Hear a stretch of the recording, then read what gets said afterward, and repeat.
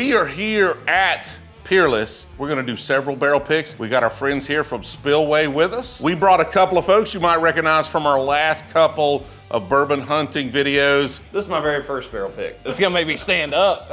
I gotta think. Now this is the first ever high rye Peerless pick. Yes, sir. We are here at Peerless to do a barrel pick. Actually, we're gonna do several barrel picks. We got our friends here from Spillway with us. We brought a couple of folks you might recognize from our last couple of bourbon hunting videos. They're gonna give us a shot at a high rye bourbon, and a rye. So we're gonna get the trifecta. Unfortunately, double oaks, a little off limits here at Peerless, but this is going to be a really fun experience, and they give us all the comfy chairs. They definitely have the most laid back and comfortable barrel picking experience I've ever seen in my entire life. Let's get into it. The first glass you're seeing there right there on your tray, that's just our small batch bourbon all the way over to your left. That's just a good palate warmer. If it's been a while since you sipped on some Peerless, kind of gives you an idea of what our everyday product is. Or never. Or never, yeah. You've never had Peerless? I was gonna ask for this because I wanted to start. I wanted to do something low proof, hopefully, good flavor, and just get me in the ballpark first. So what proof? Everything we do is barrel strength. So on this small batch, this one's 111.5. It's about 30 barrels that we use for each and every batch. We come off the still around 130. We'll add water to it, take it down to 107. That's the only time our product ever touches water, and that's what our barrel entry proof is on everything. So the great thing about that is when you come in here for a barrel selection, these samples you taste, that's exactly what gets bottled up for you. There's no alteration. You don't have to worry about water being added to it. Corky likes to say the great thing about our product, it allows you to add water yourself. Under each glass, you'll see each glass has a number 1, 2, and 3, and on the side of these bottles, they are labeled 1, 2, and 3. And we'll pour out 1, 2, and 3.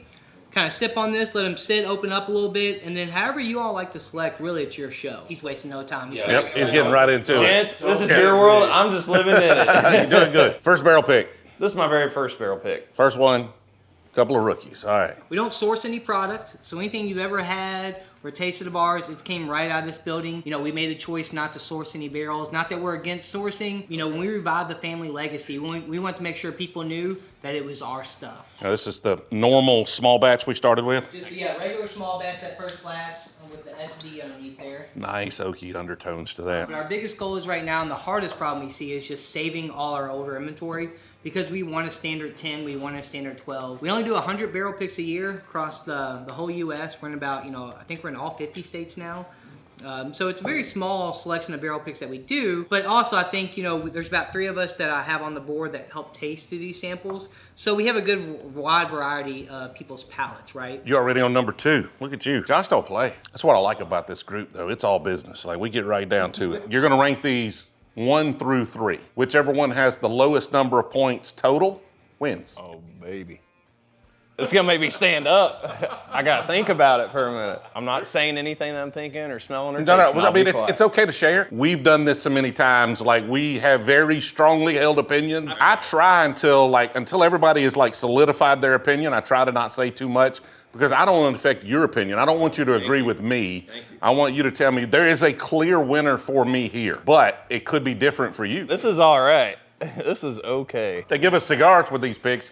We'd pick the wrong barrels, but it'd be more comfortable. That's what Yellowstone does. They give you cigars during the pick? Like after your pick, you get wine, dine, cigars. You can hang out in their lounge with them all night. What's more influential? I'm assuming the palate, but was it the nose or what's? So I go off palate, mouthfeel, and then how it reacts after I swallow. Because you might have a very soft whiskey, and then you swallow it and you just feel the fire. I want one that's well balanced the whole way through. And everything that you ever taste, you taste first with your eyes. So color and clarity. Just these hot terms. Are you looking at legs?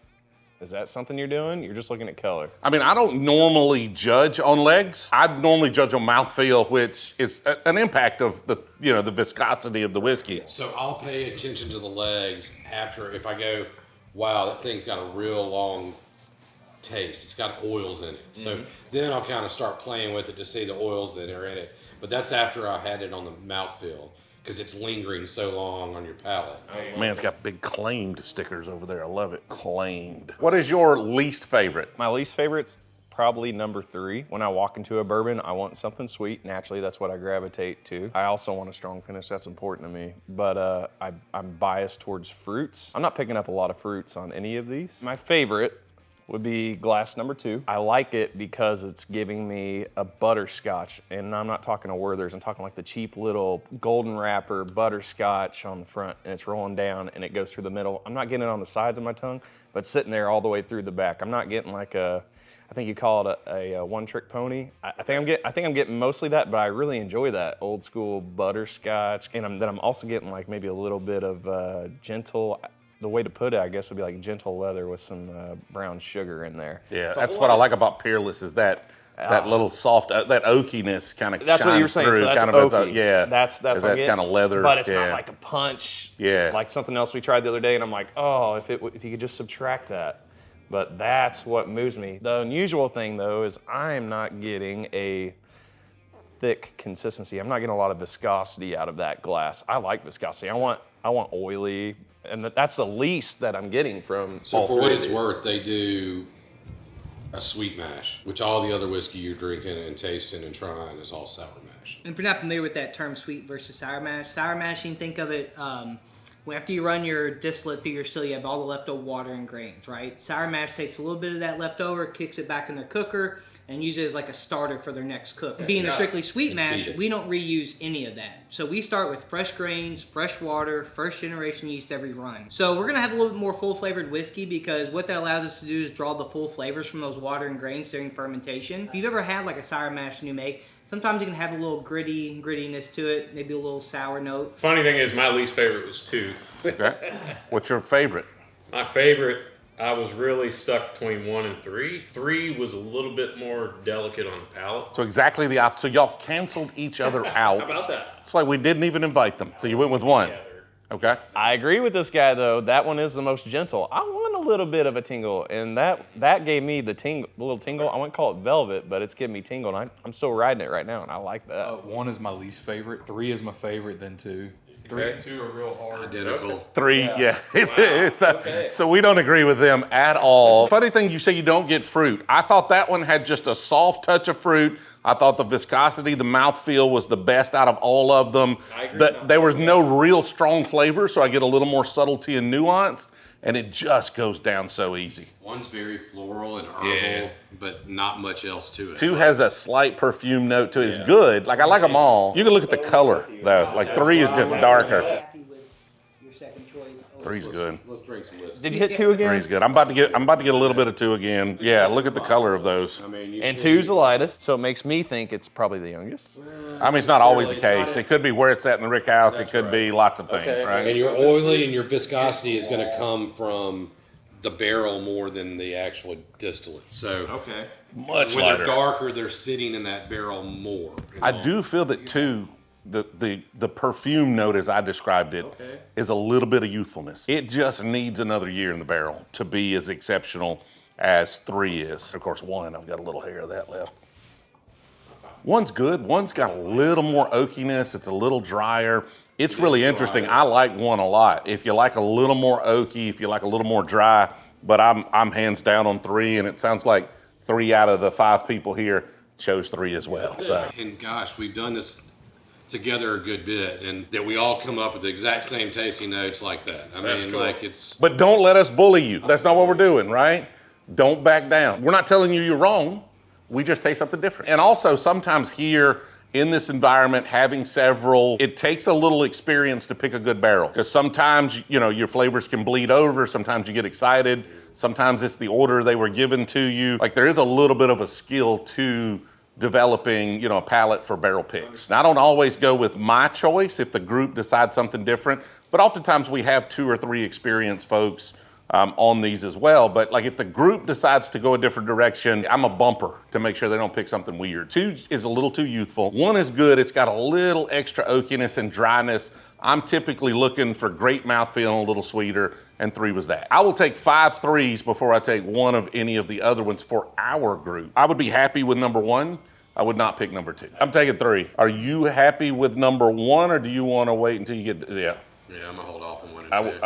I would as well. Did you sniff out a little bit of that cheap butterscotch on the nose? I see where you get that. That's not a bad note at all. So I'm looking for my first step. I'm looking for something off, not something good. I'm looking for something off. I'm hitting the youthfulness, the graininess first, and then when I go back through, it's like, is there something I like? Honestly, if there's something off that I don't like about it, I don't usually go back through it a whole lot. Like, it's just out. First pass, you're not looking for your favorite. You're looking for the one you need to eliminate. Yeah, I try to get rid of something. First time through, I'm trying to get rid of something. Got 2 more samples, just like that. Peerless is a really good, I mean, middle of the road's a bad term, but quintessential bourbon. It's quintessential bourbon, but it's like quintessential craft bourbon. Like, there's a little more flavor. Like, most of the big distilleries are gonna cook off a ton of their flavors. And you're not gonna get a great product from them unless it's something unusual or it's really old. Not always, but most of the time. And so this is a little more craft. It's a little more distinct. Every barrel is gonna be super unique. I'm not looking for something in particular other than great. Like, that's all I'm looking for. Like, the word I'm looking for, it's great. And 3 to me was a great whiskey. 2 was a good whiskey. 1 was a pretty good whiskey, but 3 was great. So it's not that I'm looking for a particular note or anything. Like, I can taste one that tastes like, you know, it's got peach notes, and one that's got orange notes, and one that's just all oak and leather. Any of those can be great depending on the package they're in. Hey B-Team, are you ready to look fresh for family get-togethers this holiday season? Do you want your friends and family to know you have a selection, not a collection? You know Uncle Ted watches the channel as well. Instead of listening to all those rehashed stories from high school, you can actually talk about bourbon. If you want to rep the Brewzle community, then listen up. We're gonna change how we're doing merch just a little bit.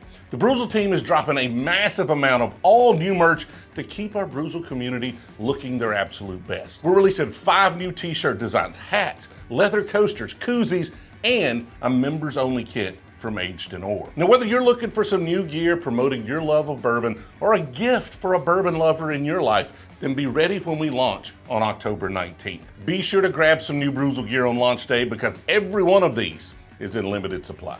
One, we're family owned, right? Corky and Carson, who you met in there, if we need anything, that's who we go to. It's not like we have a corporate ladder to go up, to ask for permission to do things. If we want to make a change, we sit around a table like this, talk about it, and we'll make a change right then and there. We only make 25 to 2,800 barrels a year. Your bigger distilleries do 2,000, 3,000 plus a day. So what we like to say is quality over quantity. 2's got that saddle leather that just brings back that nostalgia. 3 is delicious, but like I did a lot, help training horses and stuff, and so this just reminds me of being off in there. That's important. So it's dusty, dirty, saddle leather. You point out a great thing.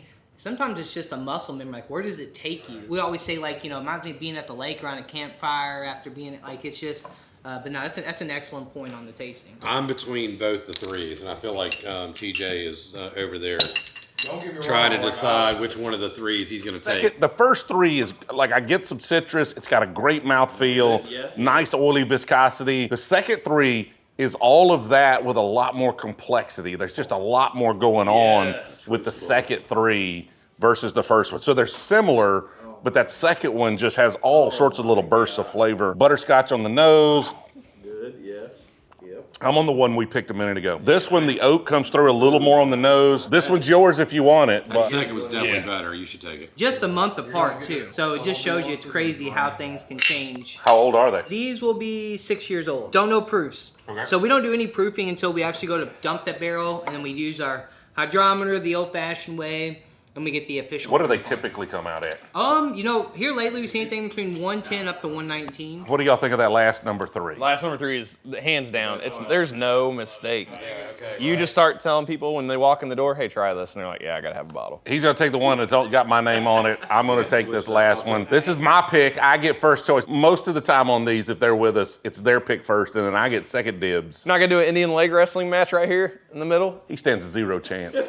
I'm gonna be honest with you. Glad they brought out a couple of extra samples. One, because we had a great barrel and it got upgraded, and now Spillway gets a great barrel that he wanted just a few minutes ago till he tried that other one that we took. Oh my gosh, that's a top notch. You're on the second 3? Yeah, that's my favorite. It's not because it's influence, but it's exactly what it is. And you get it from clean horse barns, which sounds awful. However, you sit around some old saddles and you get that old saddle and it's just stained from, it almost looks black even though it was brown. And it's got to make you thirsty, but it's, man, I'm just an old cowboy needing a drink. And I got this old saddle and it was brown, but it's black now. And I'm getting this, I'm just doused in brown sugar, baby. And that gentle, old, just put in work leather that's just nice and friendly to you. Fresh baked wheat bread brought Yes. to mind. Okay. The Outback Steakhouse. Oh, They have that wheat bread. good. With the honey butter. Yes. Oh yeah. Oh, he got it too. That was that. We're calling this one honey butter. Is that what we're calling it? Okay, yeah. Honey butter might be too much because it's really the bread with the honey butter. You said that, and I immediately saw the wooden board with that knife and the bread and that butter. You hit it, man. You hit it, baby. You got that old cowboy walking up with his old trusty saddle though, with that gentle, just worn in leather. I wish I could verbalize like he does. That's why you got invited though. Dude's good with words. You might have gotten a better barrel than I did last year too. Like that's killer. This comes off like a double oak though. It's heavy. It's got a little extra oakiness to it, but it's not like astringent, bitter oak. It's like, just a nice softness to it. Yeah, you can take all you want or you can leave them. I can reuse them. We're not that dainty, man. You're doing a great job. Man, especially for the high rye we're about to dive in. Oh, okay, yes. I haven't had the high rye yet. Now, I'm starting to really get into high rye bourbons. Like Old Dominic's high rye, I'm enjoying that. I had to buy a second bottle of the Old Dominic high rye cask strength. And if y'all know around the house, if we finish a bottle, something weird is happening because we're always just getting new bottles. We don't go back to something a whole lot unless we absolutely love it. Same problem I got at the house right now. I think we're over 400 bottles now. I've got the redneck storage shed outside. It literally looks like a woods 40-foot container sitting in my yard. And I'm fixing to load it full of bottles. So this is My favorite funky small batch number 3 of our high rye. I only used 18 barrels to make this batch. So I love our bourbon small batch, right? But I think a lot of people sleep on this high rye because what they see is high rye and they immediately think it's a rye whiskey. So will you disclose your mash bills? We don't disclose the mash bill. I'll tell you it's 3 times more rye in that recipe than we use in our first bourbon small batch. Now, this is the first ever, number 1, the first ever high rye Peerless pick. Yes, sir. All right, so that's my first sip of high rye. I see what you did. Oh my goodness. Like, it's got me super excited about what some of these single barrels could taste like. If we can get the same oily, viscous mouthfeel and complexity, but with a little extra spice. real fatty oil, get a little bit of raisin, a little bit of spearmint off of it, a little tobacco and like roasted coffee on the finish. I probably would pick a single barrel that doesn't have the like coffee finish to it. And it's not like a real strong note, but let's get one with a little more punch of rye, maybe a little bit diminished on the oaky coffee. But we'll see. We'll see what we get. I don't know. You never can tell when these barrels start rolling out. All right, so high rye number 1.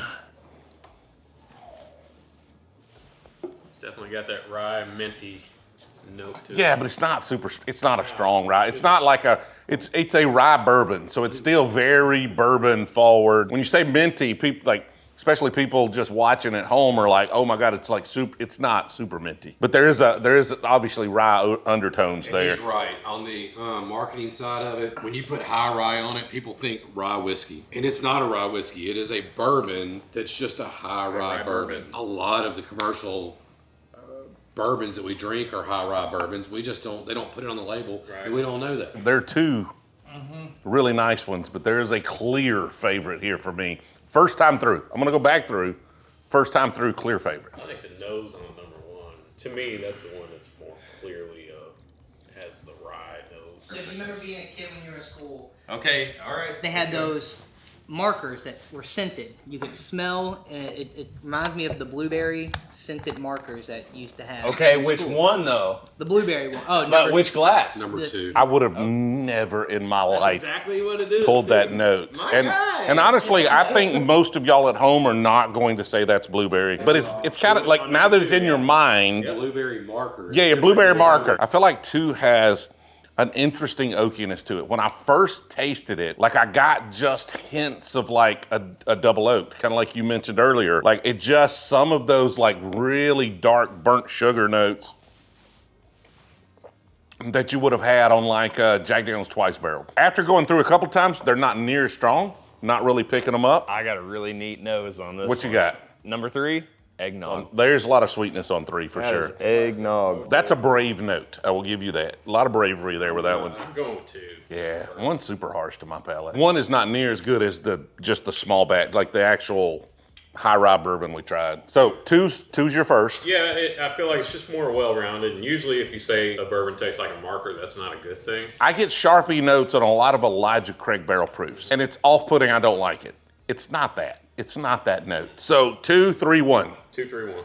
Just Josh with a marker. I could see him like Eating a marker. 7th grade. The snozberries taste like snozberries. I'm older than you guys. We didn't have those niceties. He ate Sharpies. That's what he ate. We ate chalk. I don't know if y'all have seen this, but there's like, what is it, TLC or something that has like My Strange Addictions or something weird, where there's like people that just eat chalk or, yeah, they eat like Tide Pods or something. It's like, I think Josh going to be on an episode of that, eating markers. What's your order? All right, it's an easy one for me. Number 2, and I'm in love with the nose with that blueberry childhood marker. What's thing. second? Number 3, and I think that would sell to the masses. I think it's got a better mouthfeel. It's deeper, it's darker, and I get a golden graham on it. I love golden graham cereal. So. Number 3. Yeah. Yeah, I was thinking. Yeah, I was gonna say toasted graham cracker, but same thing. What are you getting on the nose though?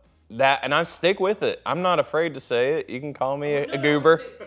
I have eggnog all day on that. I think Christmas. I think of like my grandma baking in the kitchen, all the spices and everything, the sweets. That's and where stuff. I get the eggnog. It's Yeah. the Christmas. I mean, it's an allspice. The spice going with it. Yeah, you're right. You're right. That's fair. I'm 2 and 3. I'm 3 first. Really? Yeah. I'm leaning 2, and if everybody was consensus on 2, I was just gonna go with 2. I thought it was more complex. I thought the rye spice actually came through a little more, which I want on a high rye bourbon, but now y'all got me talking about freaking eggnog and stuff. The proof of the finish of 3 is really standing out because I'm eight whiskeys in. 2 is so good. Like the rye spice is really nice. You know, you've got a lot of complexity there, a lot of caramel. I get a little bit of graham cracker on 2 on the finish now that I've had too much whiskey. 3 is really nice. I get the eggnog. I get what you're saying there. It's a really nice whiskey. How much rye spice do I want? That is the decision between the 2 barrels. 2 has more rye spice. 3, like now that you got eggnog in my head, it's just like that's all that's there. Like it is nice, oily, viscous like an eggnog would be. You've got some of the spiciness from it. Can I get both? I would have to ask on that one. I will take 3 then 2, Okay. or I will take 3 and 2. You're not losing on either one of those. This is Win-win. This is a way tougher decision. Last round, that second 3 was undeniably the best whiskey we've had. 2 and 3 have different nuances that are going to play to each person's personality, their flavor profile. 3 is more mainstream. Like the rye spice is a little more muted on that. It is much more mainstream. You're right there. It is much more like many more people that are a little iffy on high rye bourbons will like the last one. If you get both of these bottles at your house, 2 separate whiskeys, same mash bill, different places in the rick house, produced at different times. I mean, If I'm just picking between which of these 2, I would just sit down and go back to which of these bottles am I going to drink first? It's probably 3. But also, I like to keep whiskey around that sometimes is just a rare occasion whiskey. It's just like, I keep Booker's around. Not because I'm gonna drink a Booker's all the time, but sometimes I just want something that is way out there and different. Now, I'm not saying this is like super out there and different,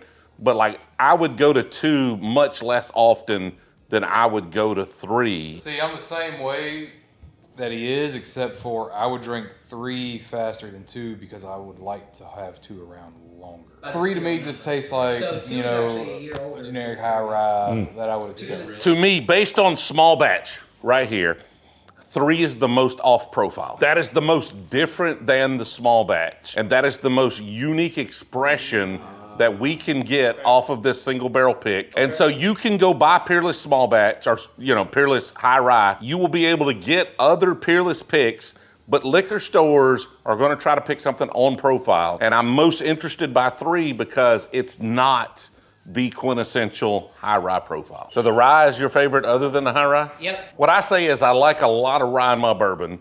I like a lot of bourbon in my rye. If it's 51% corn, or if it's, 50, 60% rye, I can deal with that. If it's 95.5, there are exceptions. There are some 95.5s I really like, but not all of them. I gotta be in the mood for a 95.5. Yeah, well, like Bullet 12. Yeah. My note here to the folks at Bullet, please stop. It's not fair. It's not fair to anybody else that's putting out ryes for y'all to be dropping that at like 45, 50 bucks most places. It's not fair. Please stop ruining rye whiskey for everybody else, okay? I have some Peerless Rye at the house. I don't know if I've opened it or if it's been a while since I've been to it, so this will be fun to try. I got an ugly face when I do this. My wife tells me that.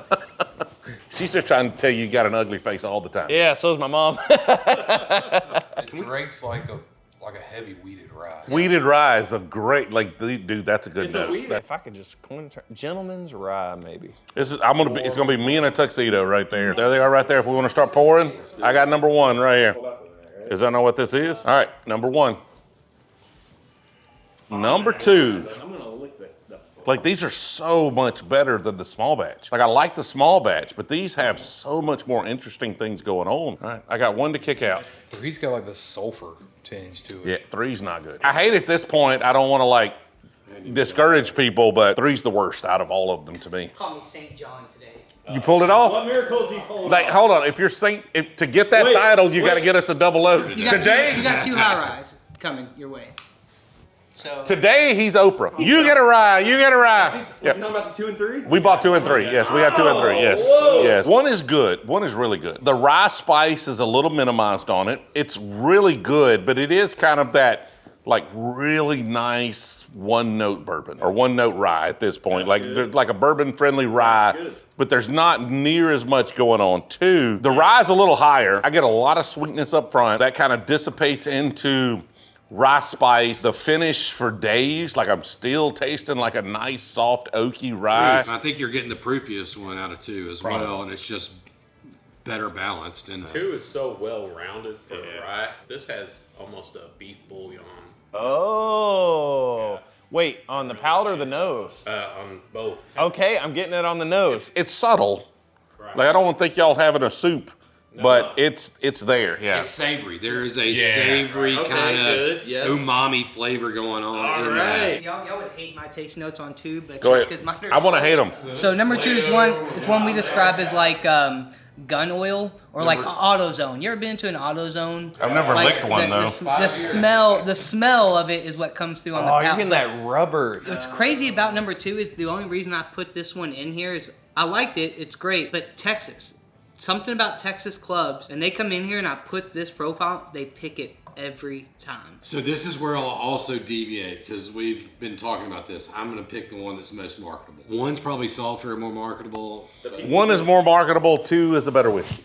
If you get 2 and you don't save me a bottle, I'm gonna leak your number to your patrons. Your 8-year single barrel rye. I was so looking forward to that. Now, I'm not going to say I didn't like it. It was good. Didn't floor you? But it didn't blow me away like I expected it to. So 2 totally different flavor profiles. So what he's talking about is when we released our Toasted, we put out 2 8-year-olds, the oldest barrels we ever done. And the 8-year rye was the way I would describe that one is like Fruity Pebbles, Trick cereal. Like it was just a fruit. He's killing me with those Floral notes. Yeah. bomb. I Yeah. don't like that. This one is more of savory. It's gonna leave you hungry after you drink this one. I don't know if beef bouillon is going to make people want to buy a bottle of whiskey. Y'all let me know in the comments right now if beef bouillon is a good note. When you heard that, did you think, man, I really need to try that? Or did you think, I'm glad I didn't buy that crap? Beef bouillon whiskey just makes me want brisket now. Oh yeah, this would be great with a brisket. It does have a little mesquite note on a dry glass. Bring me some. And then, that's gonna be so good with brisket. You picked 5 barrels of whiskey today. What do you think? I had a great time. I love hearing what everybody has to say, but we all kind of had a consensus on everything. Like I'm floored. I'm not worthy to be here. This is comfortable. This is great.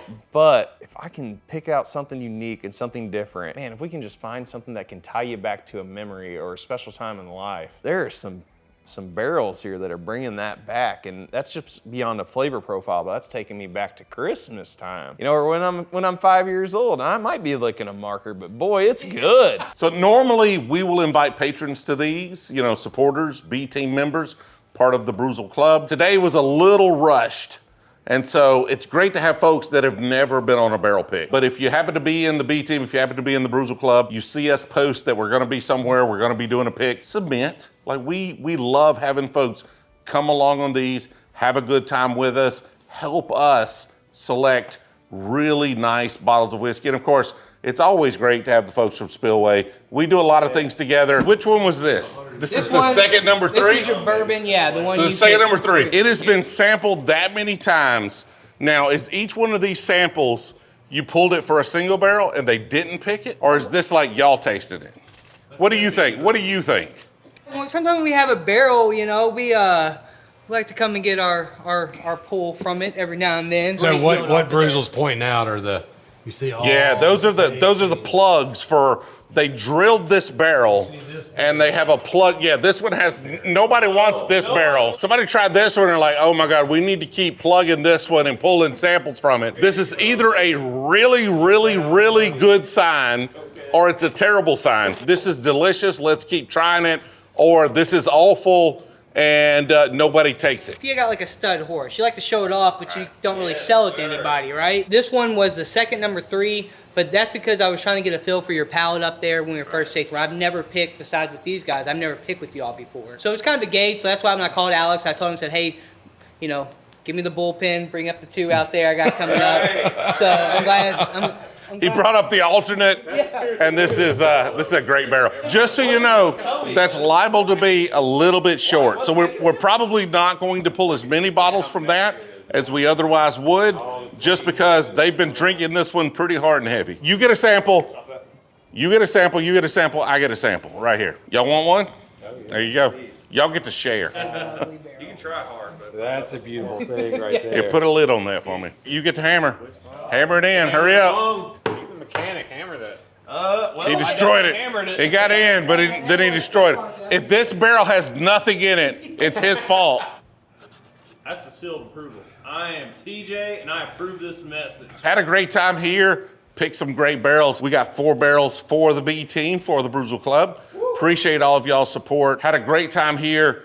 We're doing a lot of bourbon hunts. A lot of bourbon hunt videos are coming out. That's obviously what most people want to watch. We love coming here. We love doing barrel picks. We love the distillery tours, all the crazy things we do with content. So appreciate y'all watching all the way to the end. Hit me with a bottle kill down in the comments right now. Thank y'all for watching. See y'all in the next one.